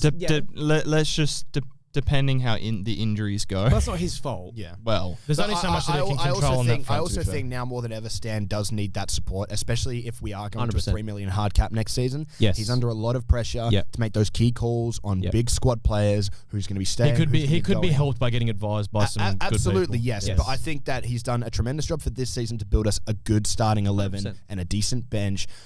Look, we can be critical of that 35-man squad he's built. Yep. But Which I think will shrink soon. But I think we can all agree He that deserves what some happens flowers. from now until the end of the season is on the performance of the players, Yes. the capability of Griffo to actually take this to a new level. Yep.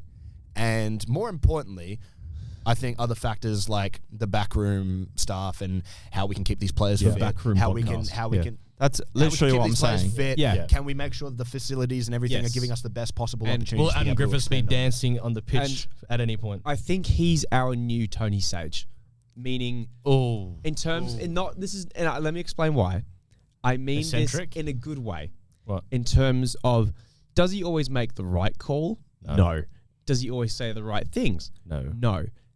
Is it obvious that he genuinely cares and wants Yes. and Perth to win everything they can? Yes. So I'm not saying that he's like the perfect man for the job. I'm not saying that he's never made a mistake. But the fact that it's so obvious that he cares and wants us to do well and is doing He everything was very can. genuine when we spoke Yes, to him well, last time. even at the away game that me and Alex went to, we saw him briefly, and he said to keep He the said, faith. yeah, and keep the stick with faith, us, stick guys. with us. Yeah, Stick with yeah. us. So it's so obvious that he cares and wants us to do well. Yep. And that is something we got with Tony. Yep. I'm not saying that there's similar wasn't in perfect, no. mannerisms. Yeah. I'm just saying the passion is there, Yep. and that's something I'll always be positive about. Anyone who's ever passionate about the club and wants the club to do well, I'll always back. So I'm very happy that he is. So let's see how it all goes next week against Sydney FC. Thank you, ladies and gentlemen, for tuning in to episode 44 of the Glory Days podcast. A positive one again. Oh, my Lord. Will we be back next week with more positive thoughts? Who knows? You're going to have to tune in then. But thank you for all the support. A quick little note. We just hit 300 subscribers on YouTube over the past week. So thank you all to everyone who has subscribed. If you haven't subscribed already, make sure you do so. Like and share. Check out TikTok and Instagram. Check out TikTok, Instagram, Spotify, wherever you like to listen to your podcast. How many of those subs are your other accounts, though? 0. Lots of them. 0. This one is pure.